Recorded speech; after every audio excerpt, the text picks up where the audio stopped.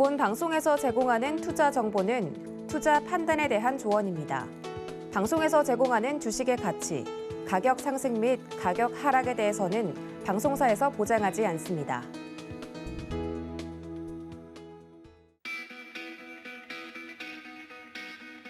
안녕하세요. 고수익 작전 타임 진행의 이수연입니다. 전일 우리 증시는 외국인의 팔자세를 이기지 못하고 결국은 조정 마감했습니다. 아시아 시장이 전체적으로 밀리면서 외국인들의 투자 심리가 악화된 건데요. 최근에 국내 증시가 대만 증시와 커플링되는 현상이 나타나고 있기 때문에 대만 증시의 흐름까지 체크를 하시는 게 좋겠습니다. 미국의 채권 금리도 1.65%까지 상승하면서 전일 뉴욕 증시 3대 지수 모두 약보합권에서 머무르는 현상 보였습니다. 이에 따라 달러 강세가 펼쳐지면서 원달러 환율이 1,130원까지 치솟는 현상 나타났는데요. 오늘도 외국인들의 수급 개선 흐름 체크해 보시면서 저희와 함께 알찬 전략 세워보시기 바라겠습니다. 오늘의 투자 작전 화면으로 확인하시죠. 네, 오늘의 투자 작전에서는 김민수의 작전 키워드 시간에서 사야 해, 팔아야 해라는 주제로 앞으로 네 종목 매수해야 할지 매도해야 할지 알아보도록 하겠습니다. 허반석의 작전 리포트 시간에서는 전기전자, 밥보다 반찬이 좋아 보인다라는 주제로 이 대형주보다는 중소형주가 더 좋을지 전기전자에 대한 자세한 매수 전략 세워드립니다. 이주연의 주유소 포트에서는 여행 항공주 매수 전략에 대해서 알아보겠습니다. 전일 여행과 항공 섹터가 굉장히 많이 올라왔는데 과연 앞으로 어떻게 대응하면 좋을지 작전 세워보도록 하겠습니다.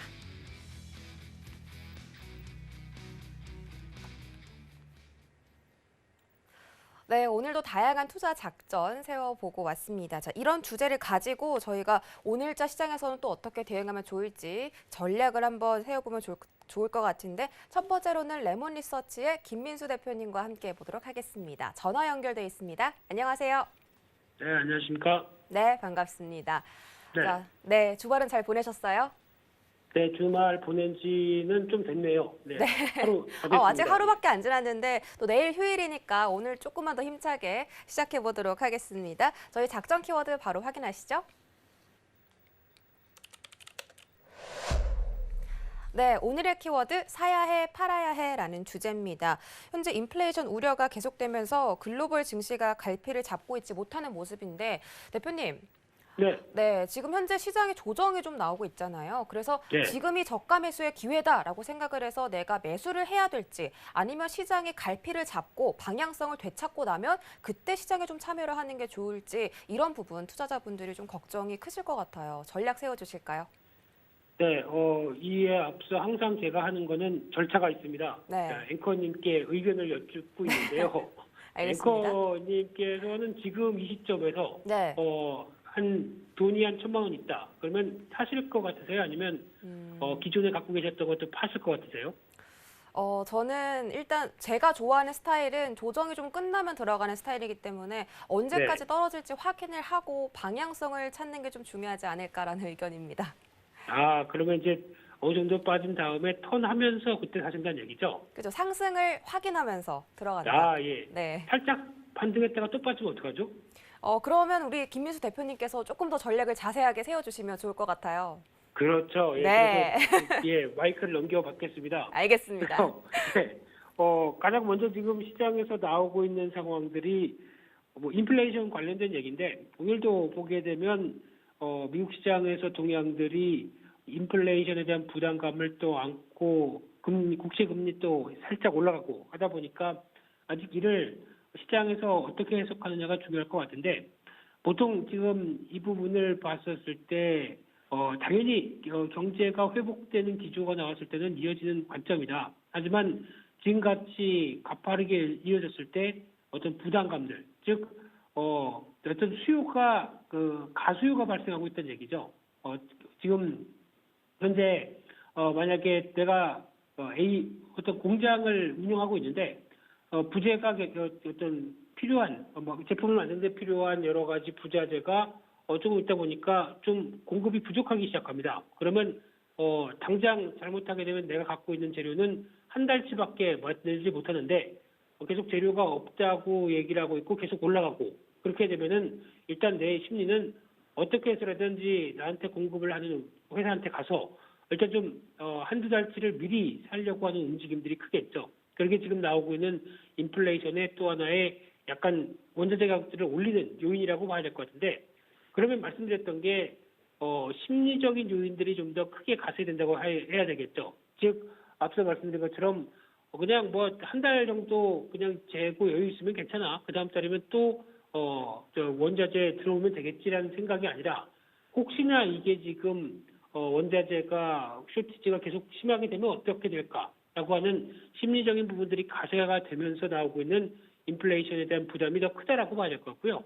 그렇게 되셨을 때 여기서 해석할 수 있는 부분들은 그러면 지금 국면이 어디냐라고 봐야 될 것 같습니다. 즉 성장세가 이어지면서 나오는 부분들 쪽에서 이어지는 변화냐, 아니면은 성장이 꺾이면서 나오고 있는 인플레이션에 대한 부담이냐라고 봤을 때는 분명히 성장이 이어지면서 나온다라고 했었을 때 이를 계속 어떤 경기 사이클상으로 해석하는 게 더 중요하다고 봐야 될 것 같고요.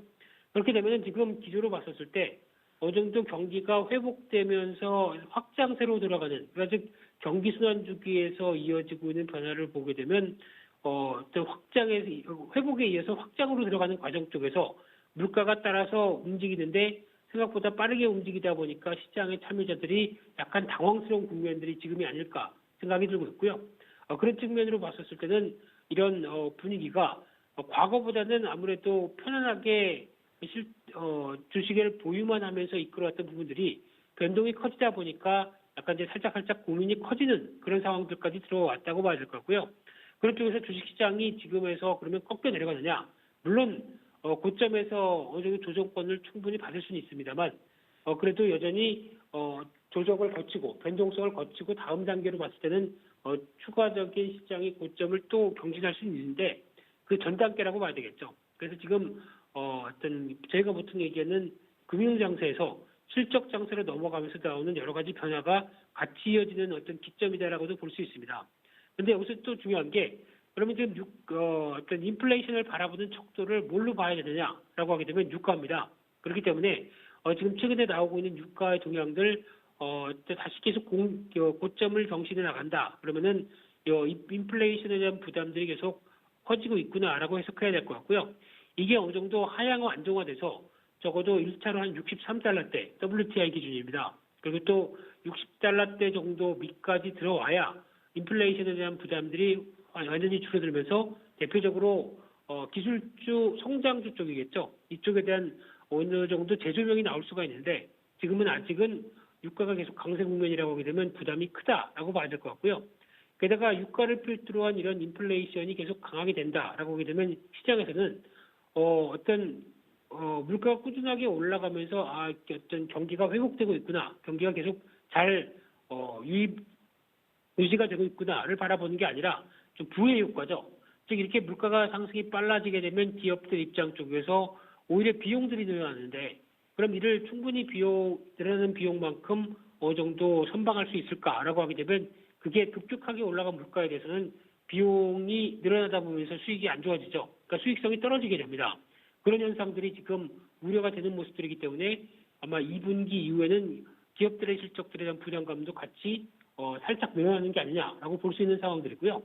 그러다 보니까 지금 시장의 움직임들을 봤었을 때 일단 지금 코스피 일봉의 흐름들만 본다고 하더라도 지금 어떤 변화가 나오게 되면 지금까지 어떤 기준선, 그러니까 중요한 지지권들을 한 번도 코로나19 이후 때 이탈되지 않았던 모습들이 확인이 되고 있는데, 물론 잠깐 이탈한 적은 있습니다. 근데 한 2, 3일 내로 빠르게 회복하면서 안착을 해왔던 변화로 보게 되면 이번에도 마찬가지로 기술적인 차원에서 3,100선이 상당히 중요하다고 봐야 될 것 같고요.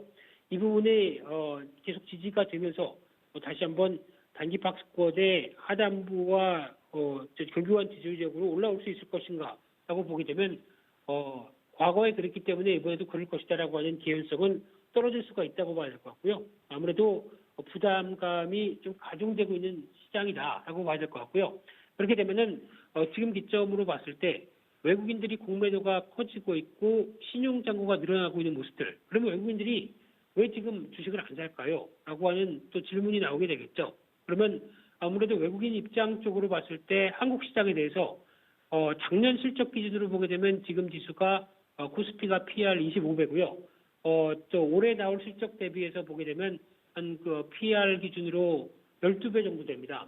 근데 지금 이 상황들이 외국인 입장 쪽에서 기존의 한국 시장을 쭉 지켜봤을 때 PR 12배, 물론 올해 기업들 실적이 영업이익이 80% 이상 증가하면서 좋다고는 하는데, 만약에 이런 인플레이션에 대한 압력들이 좀 더 커지면서 생각보다 실적 흐름들이 위축되게 되면 지금 더 PR 12배를 주는 쪽도 그렇게 인정을 못 하겠는데, 좀 더 좀 부담이 되는 게 아니냐라는 관점 쪽에서 외국인들이 아무래도 밸류에 대한 부담을 신경을 쓴다고 봐야 될 것 같고요. 게다가 또 삼성전자를 보겠습니다. 삼성전자를 올해 예상 실적 대비 PR을 계산해 보게 되면 15배 정도 됩니다. 과거에 삼성전자에서 보기 좀 힘든 상황들이죠. 그렇게 되면은 올해 실적이 좋고 반도체 슈퍼사이클이 나오고 그래서 다 좋다고 하더라도 이 정도 밸류라고 하게 되면 일단 실적과 관련된 부분들을 미리 좀 땡겨서 주가가 움직였다라고 볼 수 있는 차원들이죠. 그렇기 때문에 삼성전자가 아직까지 외국인들에 대해서 그렇게 강한 변화가 나오지 않고 있고, 또 이런 실적 흐름들을 보여준다고 하더라도 약간 좀 주저주저하는 게 보여진다고 봐야 될 것 같은데, 그러다 보니까 지금 또 하나의 고민이 신용장고라고 봐야 될 것 같습니다. 이렇게 꽉 찬 신용장고에서 계속 시장이 올라가는 데는 부담이 될 수밖에 없는 수준이고, 그러면 외국인들도 이런 부분들 때문에 아마 공매도도 살짝 늘려가면서 신용장고 부담 높은 종목들도 어느 정도 공격이 나오는 게 이런 변화가 아닐까 생각되고 있고요. 따라서 결론적으로 보게 되면 지금 시장에서 가장 중요한 거는 앞서 말씀드렸듯이 인플레이션 압력을 해소시킬 수 있는 거는 유가다. 유가의 변화 체크해야 될 것 같고요. 두 번째로는 지금 3,100선을 지지할 수 있을 것인가, 그리고 특히 커지고 있는 변동성에서 어떻게 이를 대응할 것인가라고 보게 되면 지지를 무조건 한다가 아니라 지지가 이탈하게 되면 이라고 또 생각을 하셔야 되겠죠. 그러면 또 추가로 시장의 변동성이 확 커질 수밖에 없습니다. 그렇기 때문에 이를 염두를 하고 또 전략을 짜야 될 것 같고요. 그런 쪽으로 보게 되면 지금 대부분의 변동성이 커지는 시장에서 투자자들은 이런 매매를 많이 하게 되죠. 오늘 주가가 쭉 빠집니다. 그러면 내일 또 빠질 것 같아서 비중을 줄여놓죠. 근데 기다려보니까 다시 내일 반등해서 다시 올라간다 그러면 어제 잘못 팔았네. 지금이라도 사야지. 라고 해서 다시 올라가는 주가를 따라 삽니다. 그러다가 또 다시 주가가 하락하게 되면 뭐야 하고 또 왜 샀지 내가 어제? 이러면서 또 팔게 되죠. 이거 서너 번만 반복하게 되면 계좌 20%는 훅 하고 날아갑니다. 그러다 보니까 이런 변동성이 큰 시장 쪽에서 저희가 할 수 있는 흐름은 아무래도 어떤 시장에 대응하기가 좀 힘들겠다라고 하게 되면 차라리 현금을 좀 적정히 보여놓고 주가가 이만큼 떨어지게 되면 이 정도까지 충분히 하락하게 되면 내가 관심 있는 종목 사겠다라고 하는 한 방향만 바라보는 게 가장 좋지 않을까 생각됩니다. 그렇기 때문에 너무 시장에 따라가는 움직임은 지양해야 될 것 같고요. 특히 가장 앞서 얘기 드린 것처럼 신용 관련해서 지금은 쓸 때가 아닙니다. 신용 갖고 하게 되시면 오히려 비중을 신용 쪽은 많이 줄여놓자, 그렇게 말씀을 드려야 될 것 같습니다. 네, 굉장히 중요한 말씀 해주셨는데 경기 동향이 바로바로 직결되는 그런 종목이 바로 유가라고 합니다. 유가의 흐름을 잘 체크하셔서 인플레이션 압박을 또 잘 대응해 보시면 좋겠고요. 뇌동 매매는 좀 주의하자라는 전략이 현재 변동성 장세에서 대비할 만한 가장 큰 전략인 것 같습니다. 자, 저희 두 번째 작전 키워드 바로 확인해 보시죠. 변동성 장세엔 뭘 사야 해? 라는 주제로 저희가 다뤄보도록 하겠습니다. 네, 계속해서 요즘 국내 증시뿐만이 아니라 글로벌 증시 전체적으로 변동성이 악화되고 있다라는 말씀 드렸습니다. 빅스 지수도 최근에 20%대 급등했다가 또 급락을 하고 현재 시장의 갈피를 잡고 있지 못하는 그런 모습인데요. 대표님께서는 지금 같은 변동성 장세에서 해지용으로 어떤 섹터를 사면 좋겠다, 이런 의견 있으실까요? 없습니다. 해지용이 아니고요. 네. 네. 빅스 지수까지 얘기를 하시는 거 보면은 시장에 대한 조예가 깊으시네요. 네. 그런데 일단 지금 시장을 바라볼 때 한번 흔들리게 되거나 아니면 시장이 꾸준하게 좀 압박을 가한다고 하더라도 이런 쪽은 계속 모아가는 게 어떨까라는 관점 쪽에서 말씀드리고 싶고요. 변동성 장세가 커질 때 가장 큰 전략은 제가 보기에는 마음이 편안한 게 가장 중요합니다. 마음이 편안하기 위해서는 주식을 꽉 채워서 갖고 있게 되면 마음이 편안할 수가 없겠죠. 그렇기 때문에 이런 현금도 하나의 종목처럼 잘 활용하는 게 중요할 것 같고요. 그래도 경기 민감주 쪽에서 특히 경기 민감주 관련된 쪽에서는 상대적으로 시장이 어떤 인플레이션의 효과 때문에 가격이 올라간다고 하더라도 이를 그러니까 제품 가격에 잘 전이해서 잘 팔 수 있는 회사가 어디냐, 이게 가장 큰 관건인 것 같고요. 그렇게 되면 첫 번째가 이제 조선주라고 생각되고 있는데 수주 잘 하고 있는데 오히려 배를 만드는 가격들이 떨어진다. 그러면 만들어서 손해만 볼 수 있는 상황들이겠죠. 근데 지금 신조선가 지수, 중고선 지수가 같이 올라간다라고 하게 되면 이를 충분히 상쇄할 수 있을 만큼의 변화라고 생각되고 있고요. 또한 두 번째로 건설이나 건자재 같은 경우도 최근 동향을 보게 되면 어떤 정책적인 변화가 나면서 과거에 물론 이제 건설 들어가는 건자재 쪽도 원자재가 올라가다 보니까 또 가격은 올라간다고 하더라도 그를 충분히 또 전가할 수 있을 만한 공급 확대가 나온다라고 하게 되면 계속 관심 있게 봐야 될 것 같고요. 마찬가지로 건자재 쪽은 쇼티지가 발생할 정도로 약간 이제 공급 우위 쪽으로 가고 있는 상황들입니다. 그렇기 때문에 이런 부분들 체크하셨으면 좋겠고요. 또는 내수 소비주 쪽인데 이쪽은 일단 계속 모아간다라기보다 지금 시점에서는 올해 실적도 아직까지는 좀 불투명한데 기대 감제 즉 어느 정도 코로나19가 끝나기보다는 어느 정도 좀 완화됐고 백신 효과를 기대하고 하다 보니까 이제 주가가 이제 반응하고 있는 상황들인데 실적은 아직 흑자가 되기 위해서는 적어도 내년 올해 하반기나 내년까지 가야 됩니다. 그러면은 여전히 주가에 대한 속도는 실적보다 먼저 움직였다라고 하게 되면 이를 따라가는 전략은 아닌 것 같고요. 다시 한번 조정을 받거나 흔들렸을 때 사자라고 하게 되면 대표적으로 내수 소비지 쪽에서는 화장품주 좋게 봅니다. 화장품주는 벌써 4월달 수출만 하더라도 역대급으로 나오고 있는 수출이고요. 그렇게 되면은 이 부분만 본다고 했었을 때 아무래도 지금 저희가 가질 수 있는 화장품주의 동향은 수출과 함께 변화가 이어간다라고 할 수 있는 어떤 흐름들로 체크를 해야 될 것 같고요. 또 세 번째로는 소부장 관련주들인데 이번에 또 중 이후로 가게 되면 미국의 반도체 투자와 관련된 쪽에서 또 자동차 또 현대차를 필두로 투자가 들어가죠. 이런 여러 가지 흐름들과 함께 특히 설비 투자가 진행이 됐었을 때 가장 이를 또 매출의 기회와 또 여러 가지 앞으로의 기회 요인들로 확대될 수 있는 쪽은 소재, 부품, 장비 쪽입니다. 그렇기 때문에 2차 전지도 마찬가지고 자동차 쪽도 마찬가지고 반도체 쪽도 마찬가지겠지만 2차 전지는 살짝 비싸기 때문에 제가 따로 말씀을 좀 드리기가 좀 그렇고요. 반도체 쪽은 여전히 이번에 나온 실적들을 봤을 때도 상당히 의미 있는 매출의 확대와 수익성을 보여주는 회사들이 많습니다. 이런 종목들은 이번에 기회를 삼으시되 그래도 가장 싸게 사는 게 좋겠죠. 그러면 좋은 종목들을 시장의 하락을 이용해서 비중을 늘리는 게 좋겠다라고 하게 되면 이런 반도체 중심의 이어지는 소부장주는 이번에 흔들림을 잘 활용해보자 이렇게 말씀드리겠습니다. 네, 어떤 섹터가 유망한지 지금 장세에서 매수를 하면 좋을지 우리 김민수 대표님께서 자세하게 짚어주셨으니까 여러분들의 포트 전략에도 한번 도움을 써보시고요. 마지막으로 오늘 시장에서는 어떻게 대응해보면 좋을지 좀 궁금한데 전일은 또 여행주나 또 바이오주들이 굉장히 강했습니다. 오늘 시장 대응 작전 어떻게 세워볼까요?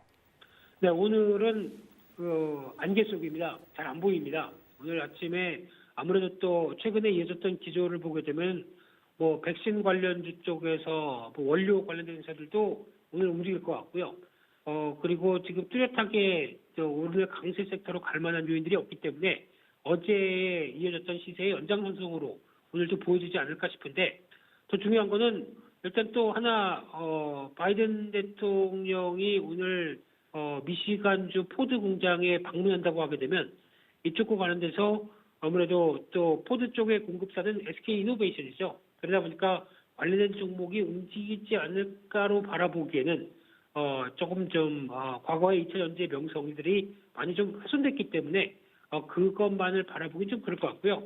움직이게 되면 아무래도 유가가 상승했기 때문에 나올 수 있는 변화 정도 그러면 대표적인 유가 관련주가 또 움직이지 않을까 생각이 들고 있고요. 그 밖에 또 미국 시장에 나올 수 있는 내용들과 연결시켜 보게 되면 미국 시장의 뭐 실적 발표나 나머지 동향들로 봤을 때는 여전히 지금 기조로 추가적인 상승으로 가닥을 잡기 좀 힘들 것 같기 때문에 여전히 오늘 지금 수급 동향들 체크해야 될 것 같고요. 그리고 또 말씀하셨던 대만 증시도 체크해야 되겠죠. 이젠 중국 상하이 종합 증시 볼 때가 언제였는데 이제는 또 대만 증시 보고 있습니다. 이런 또 시장이 변화가 됐다는 점들 확인을 하면서 지금 오늘 시장도 마찬가지인 것 같습니다. 반등이 들어오게 되면 내가 현금이 하나도 없다라고 되면 현금을 확보하는 전략 쪽에 비중을 맞추고 대응하는 게 좋겠다. 이렇게 말씀드리겠습니다. 네, 오늘자 시장 대응 작전까지 세워드렸습니다. 지금 변동성 장세에서 충분히 대응할 만한 전략이었기를 바라겠습니다. 김민수 대표님 고맙습니다. 네, 감사합니다.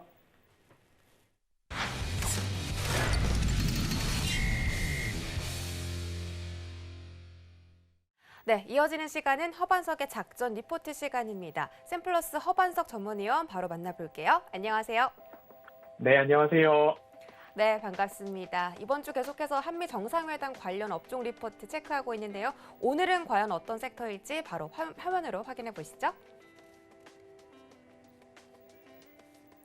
네, 오늘의 종목 리포트는 전기전자 업종이었습니다. 밥보다 반찬이 좋아 보인다라는 주제인데요. 밥은 대형주, 반찬은 중소형주에 비유를 했습니다. 오늘 전기전자에 대한 이 대형주가 좋을지, 중소형주가 좋을지에 대해서 말씀을 해주실 것 같은데 자세한 리포트 분석 부탁드릴게요. 네, 이번 주는 한미 정상회담을 앞두고 관련된 섹터를 조금 살펴보고 있습니다. 어제는 제약바이오 섹터죠. CMO 기업, 백신에 대해서 좀 살펴보았고요. 오늘은 전기전자 섹터 중에서 반도체를 좀 살펴보려고 합니다. 그리고 수요일은 휴일이기 때문에 목요일은 2차 전지, 그리고 금요일은 통신 섹터를 한번 살펴보려고 합니다. 한미 정상회담 21일 금요일 예정되어 있습니다. 우리 시간으로는 22일 그리고 23일 이렇게 소식들이 조금 전해질 것 같은데요. 대부분 조 바이든 대통령의 반도체, 배터리 공급망 강화에 대한 부분들이 집중적으로 논의될 것으로 보여지고요. 바이 아메리칸, 그린 뉴딜 정책에 대해서 우리 기업들도 선제적인 대응을 하기 위해서 어떻게 대응을 할 것인가 경제 사절단 형태로 함께 조금 동행하는 모습들이 좀 나오고 있습니다. 4대 그룹, 삼성, 현대, SK, LG 그룹 등이 현지에 가장 많이 투자를 한다라고 한다면 삼성그룹의 20조 원 경우 파운드리 공장, 오스틴이 가장 유력하다라는 부분들 조금 더 이야기가 나오고 있고요. 그리고 그런 투자 규모들을 총 합산을 하면 40조 원에 육박한다라는 이야기가 나와 있는데 하루하루 지남에 따라서 이 투자 규모에 대한 부분들도 조금 더 구체화된 계획들이 나올 예정이다라고 보시면 좋을 것 같습니다. 오늘은 먼저 유진투자증권에서 어제 발간된 리포트입니다. K반도체 전략에 대해서 지난 목요일, 금요일 이야기가 나오고 있었는데 그 부분들을 한 번 더 되짚어본다라고 하면 지난 13일 삼성전자 평택 캠퍼스에서 열렸습니다. K반도체 전략 2030년까지 누적 투자 규모로 510조 원 정도의 투자 규모를 이루어 나가겠다라는 발표가 있었고요. 정부는 R&D와 시설 투자에 대한 세액 공제 조금 더 늘려가겠다라는 부분들 발표가 있었고요. 그리고 지도상으로 봤을 때는 K자 모양의 반도체 벨트를 조성하겠다라는 계획이었습니다. 인프라 부분에 있어서 인력, 용수, 전기에 대한 부분들 국가적으로는 지원을 확대하겠다라는 부분들 제시가 있었고요. 최근 반도체 업황을 조금 본다 하면 미국발 인플레이션 우려가 있었죠. 그리고 4월 중국에서는 스마트폰 출하에 대한 부분도 조금 부진했다라고 평가가 되어지고 있고요. 코로나19 재확산을 포함한 대만 증시의 불안정까지도 좀 나타나고 있고요. 일부 헤지 펀드들은 대만 IT 섹터에 대한 숏 포지션 확대에 대한 부분들이 국내 증시까지도 이러한 영향이 IT 섹터로 좀 오고 있는 그런 흐름입니다. 이런 부분들을 봤을 때 앞으로의 우리 반도체 섹터는 어떤 흐름을 보일 것인가 집중해 보지 않을 수 없을 것 같습니다. 앞서서 말씀드렸던 K 반도체 벨트입니다. 용인을 중심으로 본다라고 한다면 소부장 클러스터라고 하는 50여 개의 기업이 동반 입주를 할 예정이고요. 그리고 판교를 본다라고 한다면 펩리스 관련된 기업들이 중점적으로 입지를 할 예정입니다. 그리고 천안과 괴산 이 부분으로 조금 본다라고 한다면 패키징을 거점으로 각각 육성을 하겠다는 전략. 그래서 파운드리부터 소부장, 그리고 패키징, 그리고 메모리, 탭리스 이런 부분들이 판교, 화성, 용인, 괴산, 천안 이쪽을 중심으로 봤을 때는 일종의 억지로 그렸다라고 말하기는 그렇지만 그래도 우리나라의 K 방역, K 반도체 이러한 것들을 조금 기억하기 쉽게 모양새를 이어나가는 그런 모습입니다. 반도체 투자 세액 공제가 확대되는 모습인데요. 반도체 R&A 비용의 최대 50%, 시설 투자 비용의 20%, 미국 같은 경우에는 최대 40%까지 세액 공제가 이루어간다라는 그런 모습인데요. 미국을 조금 더 살펴보면 반도체 설비 투자 최대 40% 세액 공제, 반도체 제주 연구개발 펀딩 지원 있고요. 그리고 생산 시설 구축 시 최대 30억 불 지원, 500억 달러 규모의 반도체 산업 지원안이 곧 발의될 예정이다라는 부분들이 이어지고 있습니다. 미국의 반도체 굴기, 바이든 대통령은 달리는 말에 편자를 달아줘서 더 잘 달리게 해야 하는데 그 편자를 고정하는 못이 바로 반도체다라는 이야기를 지난달부터 해오고 있습니다.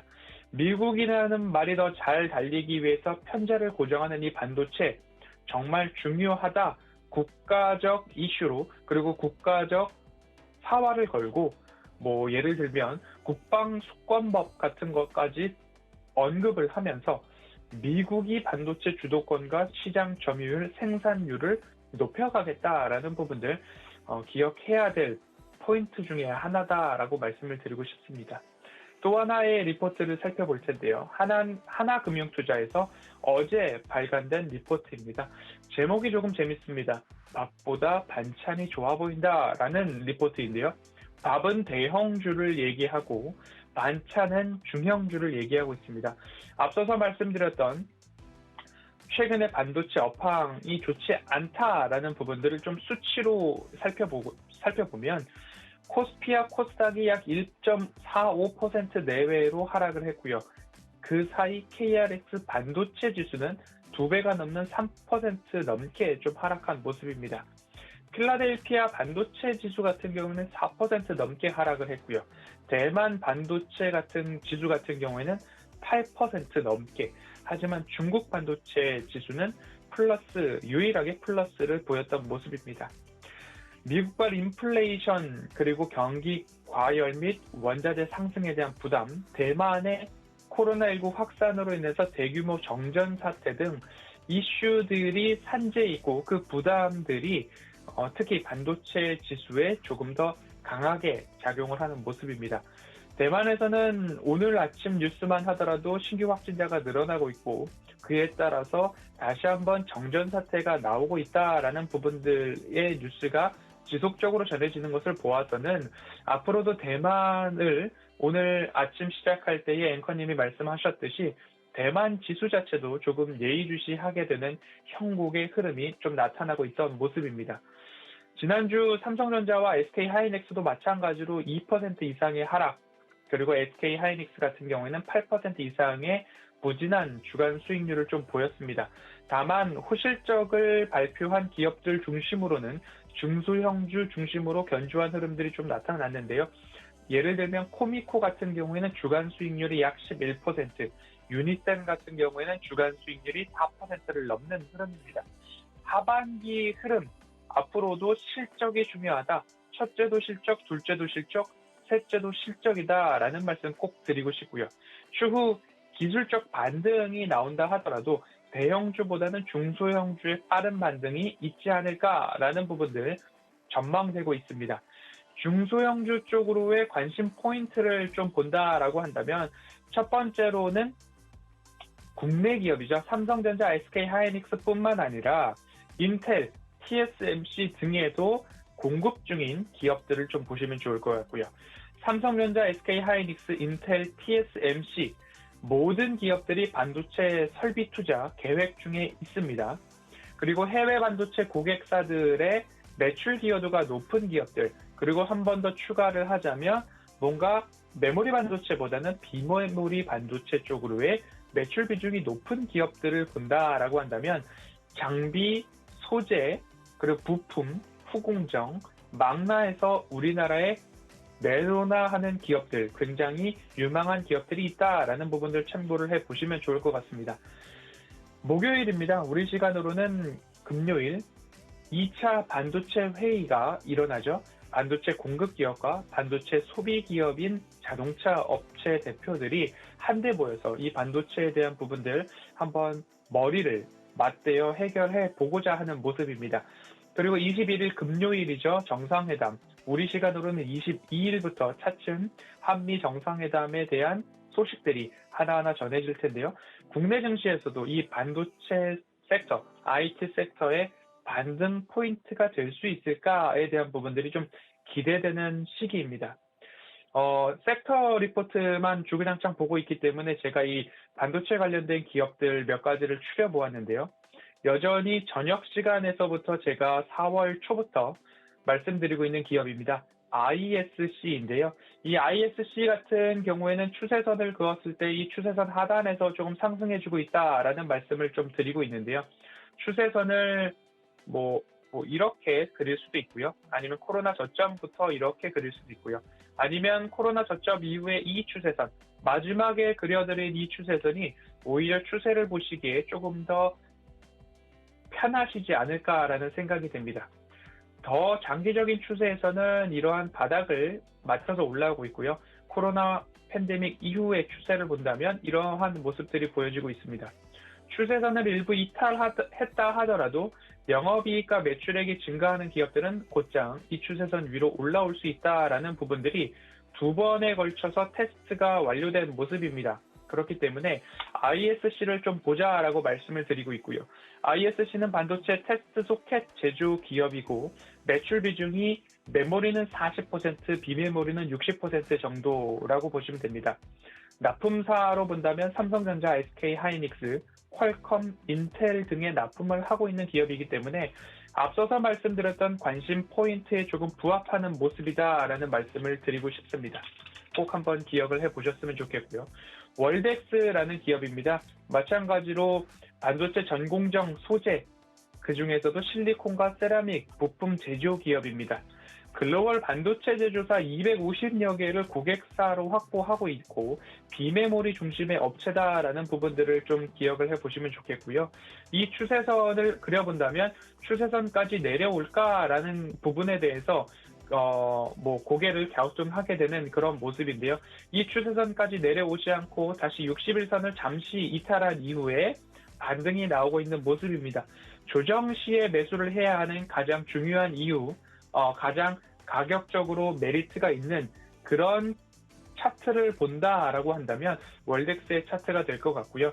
추세선을 긋고 추세선과 너무 이격도가 떨어져 있다라고 한다면 그 구간에서는 잠시 기다려보는 전략이 유효했다라는 부분으로 좀 보시면 좋을 것 같습니다. 허반석의 모멘텀 체크리스트, 첫 번째로 차트상 저위험 구간인가?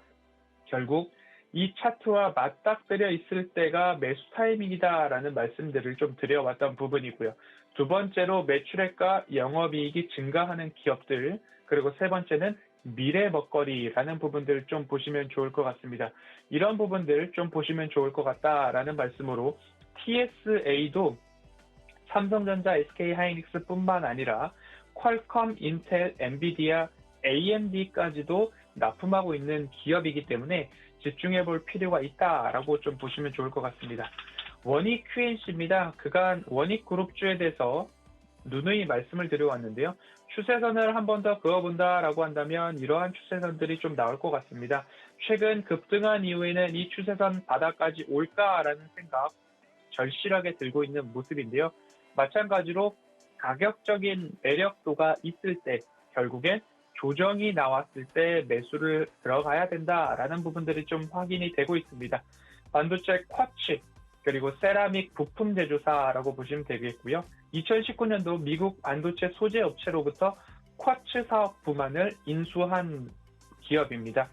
미국 법인을 통해서 인텔, 마이크론 등에 납품을 하고 있다라는 부분 조금 유망하다라고 보시면 좋을 것 같고요. 그리고 끝으로 강한 상승 이후에 조금 출렁이고 있는 모습인데요. 코미코입니다. 반도체 장비 부품 그리고 세정 및 코팅에 대한 납품이 있는 업체입니다. 결국 장비 업체들이 앞으로 삼성전자, SK 하이닉스뿐만 아니라 미국의 글로벌 반도체 기업들도 캐펙스 투자로 인해서 설비에 대한 부분들, 결국 장비가 들어가야 된다라는 부분으로 기억을 해보시면 좋을 것 같습니다. 코미코도 삼성전자, SK 하이닉스뿐만 아니라 해외 법인을 통해서 중화권 반도체 기업과 인텔 등에까지 납품을 하고 있다라고 보시면 좋겠습니다. 마찬가지로 추세선을 그었을 때 이 추세 뭘까라는 부분입니다. 그러면 최근의 추세를 한번 그어본다면 이러한 추세가 나올 수 있습니다. 그러면 이 추세선 안에 조금 가파른 추세선이지만 이 추세선 안에서 맞닿았을 때 매수 타이밍이 나오고 있다라는 부분이기 때문에 이 추세선을 댁에서도 시청자분들 한번 그려보시고 어떻게 대응을 하면 좋을까라는 부분으로 한번 살펴보시면 좋을 것 같습니다. 이 기업을 빼놓으면 조금 아쉬울 것 같아서 원익 IPS까지 좀 살펴보도록 하겠습니다. 원익 IPS의 장기 추세선을 그어보면 이러한 흐름들이 그리고 평행한 추세선을 그어보면 이러한 흐름들이 좀 나올 것 같습니다. 그러면 새로운 추세선이 마련되는 건가에 대한 부분들 한번 고민을 해보셔서 추세선마다 한번 분할로 매수를 하고 주식을 하루 이틀 하실 것이 아니라 더 오랫동안 시장 참여자로서 나는 시장 수익률 이상의 수익률을 본다라고 한다면 일단 잃지 않는 매매를 조금 접근을 하셨으면 좋겠고요. 그중에서 가장 중요한 건 가격 매력도 위험하지 않은 구간에서 매수를 해 나가야 된다라는 부분들 한번 참고해 보셨으면 좋겠습니다. 오늘까지 살펴본 리포트와 클립 영상 노란톡 오픈 채팅방에 공유를 해드리고 있고요. 반도체 업황에 대해서 함께 고민을 하고 의견을 나누고 오늘 제가 관심적으로 말씀드렸던 ISC, 월덱스, TSE, 원익 QNC, 코미코, 원익 IPS 정도는 그래도 반도체 업황이 다시 되살아날 때에 참고해 볼 만한 나의 관심 노트에도 기록해 놓고 추적해 볼 만한 그런 기업들이다라고 오늘은 여기까지 살펴보도록 하겠습니다. 네, 지금은 지지부진하지만 앞으로 턴어라운드가 매우 기대되는 섹터죠. 그중에서도 우리 IR 분석에 신 허반석 전문위원답게 어떤 종목을 조금 눈여겨보면 좋을지 아주 좋은 참고가 된 것 같습니다. 고맙습니다. 감사합니다. 네, 지금부터는 이주연의 주유소 포트 시간입니다. 저녁 8시 주유소 방송에서 우리 이주연 전문위원께서 추천해드리는 종목에 대한 리뷰를 개장 전에 저희가 체크해드리는 건데요. 지금 바로 샘플러스 이주연 전문위원 만나볼게요. 안녕하세요. 네, 안녕하세요. 네, 반갑습니다. 자, 이번 주도 우리 이주연 위원님의 업종 리포트 기대되는데요. 저희가 먼저 주유소 포트폴리오 운용 원칙부터 확인하고 가겠습니다. 네, 이주연의 주유소 포트폴리오 운용 원칙입니다. 바닥난 포트폴리오를 접수하고 기존 종목들을 손절하고 전문가 추천주로 포트를 운용합니다. 전문가당 한 종목을 추천을 원칙으로 하고요. 제시된 손절가나 목표가를 터치했을 시에는 포트에서 제외합니다. 최고 수익률 산정 기준은 종가로 하고 있습니다. 다음 포트 확인하시죠. 네, 이주연 위원님의 주유소 포트 종목들 동신건설과 삼익THK는 14%대 수익 달성하면서 목표가 달성 성공했고요. 빅텍은 약간 손실 보면서 손절 처리했습니다. 이베스트 투자증권과 현대코퍼레이션은 각각 3%, 0.7% 수익률 달성하고 있네요. 다음 장 확인하시죠. 네, 안랩 최근에 매입된 종목입니다. 수익률은 마이너스 1.9%지만 조금만 더 지나간다면 충분히 회복이 가능할 것으로 보입니다. 관련한 자세한 리뷰 들어볼게요. 네, 지금 저희가 포트 한번 체크하고 왔고요. 좀 드리고 싶은 질문은 현재 백신 접종이 활발해지면서 백신 선도국 위주로 앞으로 여행과 항공주들이 턴어라운드가 될 것이다. 어제도 정말 많은 강세를 보였는데 참 좋은 여행이 9%, 하나투어가 8% 보였고 항공 관련주에서도 뭐 진에어가 5.8%, 한진칼이 10%대 넘는 강세 보였습니다. 오늘자 시장에서도 이런 추가 상승 이어갈 수 있을까요?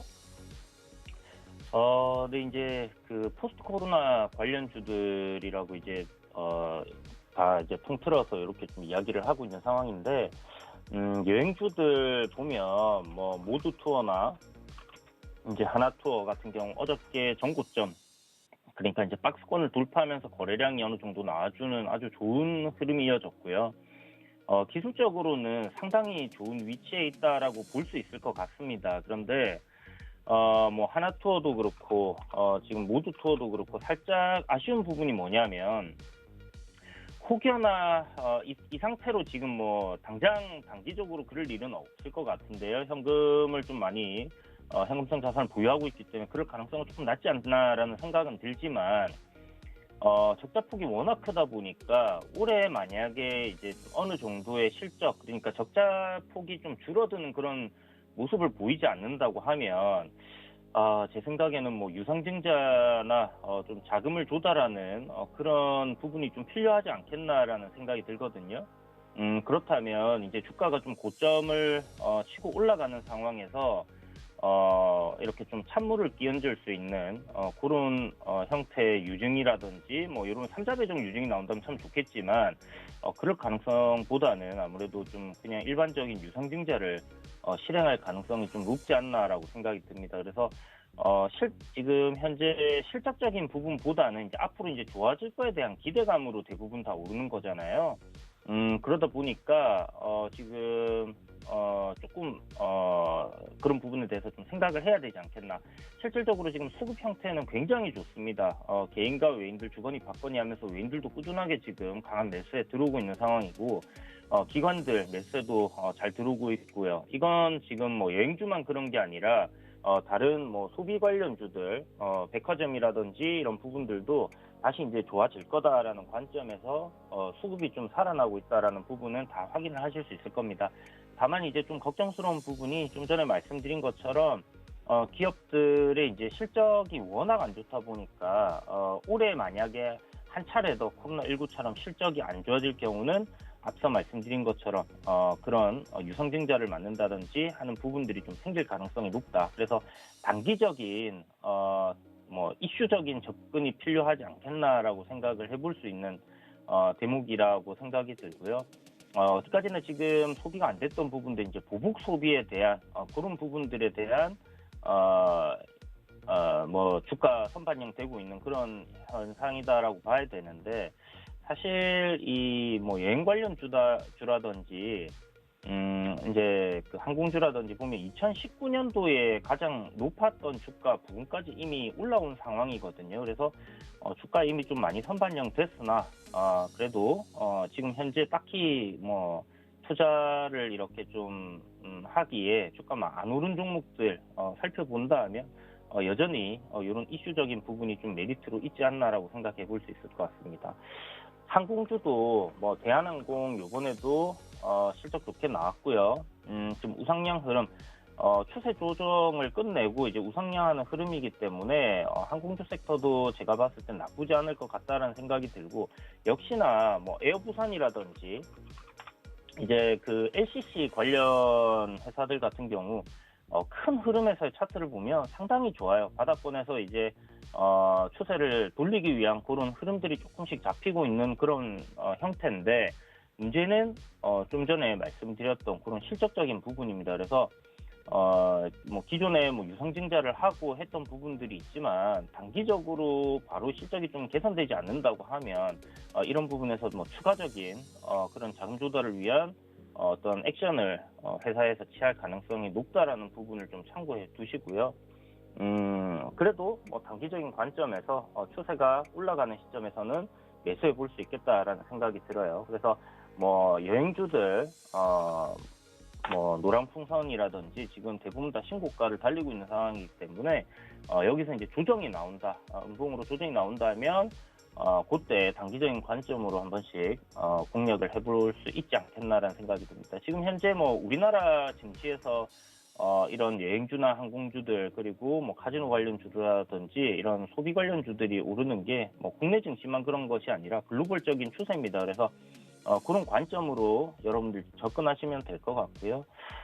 일단 올라갈 때 양봉 강하게 솟을 때 여러분들이 추격 매수만 하지 않는다 하면 뭐 굉장히 괜찮은 뭐 접근이 되지 않겠나라는 생각이 듭니다. 그래서 음봉에 추세 상승 중인 종목들 음봉에 분할로 매수를 한다라고 생각하시고요.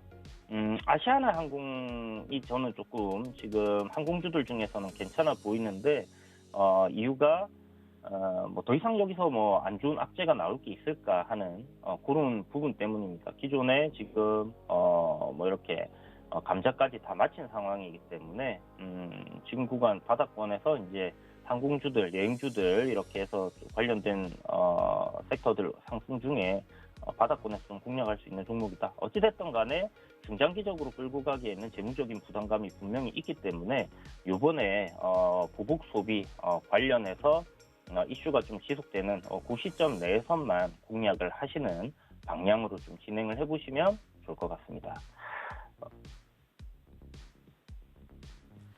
네, 여행과 경기 소비주가 현재 우리 증시뿐만이 아니라 글로벌적인 추세다라고 말씀해 주셨고요. 추격 매수보다는 음봉에 매수를 하는 것이 더 좋겠다, 안전하다라는 전략 세워주셨습니다. 특히 아시아나 항공이 지금은 좀 괜찮다라는 말씀까지 전해드리면서 오늘 우리 시청자분들께 많은 도움 되셨길 바라겠습니다. 위원님 고맙습니다.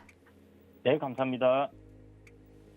네, 조금 뒤면 시장이 개장하게 됩니다. 저희는 잠시 뒤 순간포착 매매 시그널로 돌아오겠습니다. 고맙습니다.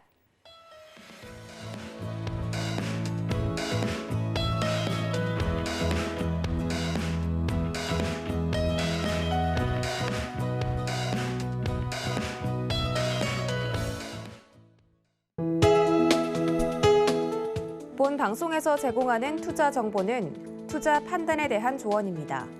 방송에서 제공하는 주식의 가치, 가격 상승 및 가격 하락에 대해서는 방송사에서 보장하지 않습니다.